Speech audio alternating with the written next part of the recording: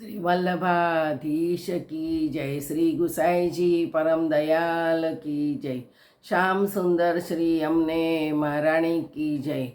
श्री हरिराय महाप्रभु की जय। આપણે વલ્લભાખ્યાન વિશે રસપાન કરીએ છીએ। તેમાં જેવી રીતે શ્રી વલ્લભ અને શ્રી વિઠ્ઠલ વૈષ્ણવના માટે સાક્ષાત પુરુષોત્તમ સ્વરૂપે ભૂતલ ઉપર પ્રકટ થયા છે।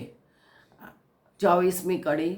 પૂરણ બ્રહ્મ શ્રી લક્ષ્મણ સૂત પુરુષોત્તમ શ્રી વિઠ્ઠલનાથ શ્રી ગોકુલમાં પ્રગટ પધાર સ્વજન કીધાસનાથ। શ્રી લક્ષ્મણ ભટ્ટજીના પુત્ર સ્વરૂપે પ્રકટ થયેલા શ્રી વલ્લભ અને તેમના પુત્ર સ્વરૂપે પ્રકટ થયેલા શ્રી વિઠ્ઠલ પ્રભુ બંને સાક્ષાત પૂર્ણ પુરુષોત્તમ છે। પોતાના દૈવી જીવોનો અંગીકાર કરી તેમને સનાત કરવા માટે આપ ફરી ગોકુળમાં પ્રગટ થયા છે। શ્રી ગોપાલદાસજી પ્રથમ આખ્યાની આ છેલ્લી કડીમાં મહાપ્રભુજી અને ગુસાઈનું પ્રાગટ્ય વર્ણન સ્પષ્ટ શબ્દોમાં કરે છે। શ્રી મહાપ્રભુજી અને શ્રી ગુસાઈજી બંને એક જ સ્વરૂપ છે। શ્રી પૂર્ણ પુરુષોત્તમ આ બંને સ્વરૂપે વિવિધ લીલા કરવા માટે ભૂતળ ઉપર પ્રગટ થયા છે એવો અનુભવ શ્રી ગોપાલદાસજીને થયો છે।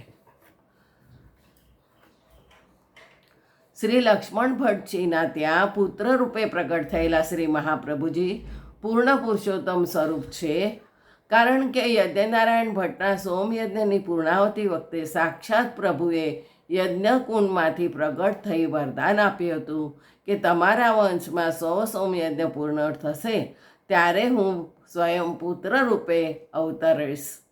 શ્રી લક્ષ્મણ ભટ્ટજીને ત્યાં વલ્લભ સ્વરૂપે તેથી જ પ્રભુ સાક્ષાત પ્રગટ થયા છે। મહાપ્રભુજીને પંઢરપુરમાં શ્રી વિઠ્ઠલનાથજીના સન્મુખ શ્રીનાથજીએ આજ્ઞા કરી હતી કે મારે આપણે ત્યાં પુત્ર સ્વરૂપે પ્રગટ થવું છે, માટે આપ લગ્ન કરો અને ગૃહસ્થાશ્રમ ચાલુ કરો। શ્રી વિઠ્ઠલે જ પ્રભુનું પ્રાગટ્ય મહાપ્રભુજીના ત્યાં થયું। આમ શ્રી પૂર્ણ પુરુષોત્તમ પ્રભુ સ્વઈચ્છાથી સેવા માર્ગ પ્રગટ કરવા માટે પોતાના શ્રી અંગમાંથી પ્રગટ થયેલા સ્વજન જેવા પુષ્ટિજીવોના ઉદ્ધાર માટે શ્રી વલ્લભ અને શ્રી વિઠ્ઠલ સ્વરૂપે ભૂતલ ઉપર પ્રગટ થયા છે।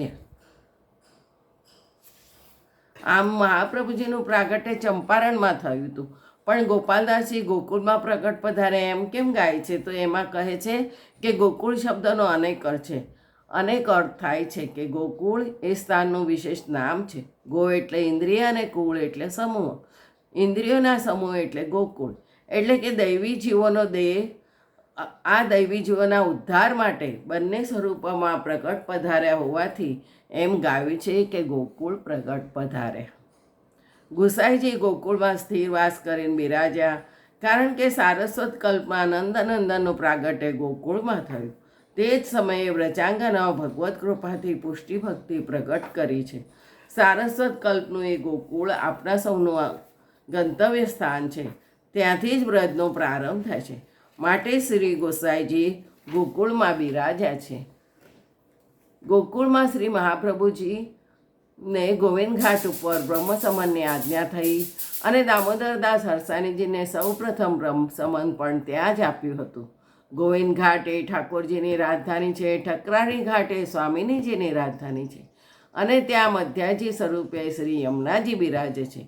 માટે દૈવી જીવોના ઉદ્ધાર માટે આ અલૌકિક સ્થાન જોઈને આપ ત્યાં બિરાજ્યા છે। સ્વભાવથી દુષ્ટ અહંતા મમતામાં રચ્યા પચ્યા જીવને તેના સર્વદોષ નિવૃત્ત કરી ફલાત્મક પુષ્ટિ ભક્તિનું દાન પ્રભુએ કર્યું છે, કારણ કે ગોપાલદાસજી આજ્ઞા કરે છે કે આ જીવો પ્રભુના સ્વજન જ છે, તેમના શ્રી અંગમાંથી પ્રગટ થયેલા છે, માટે પ્રભુની અષ્ટપહર સર્વાંગ સેવા કરવાનો તેમને અધિકાર છે।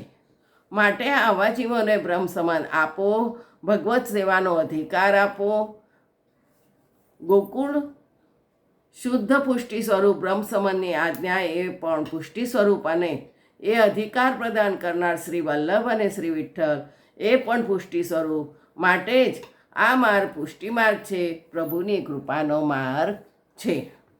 આમ આ પંક્તિમાં મહાપ્રભુજી અને ગુસાઈજીના પ્રાગટ્યનો હેતુ શ્રી ગોપાલદાસજીએ બતાવ્યો.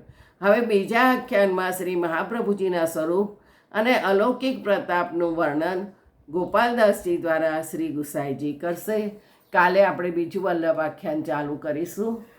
મારે આ વિડીયો ચાલુ કરવાનો 1 વર્ષ થયો.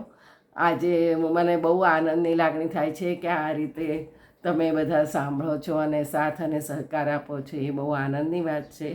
1 વર્ષ થયું.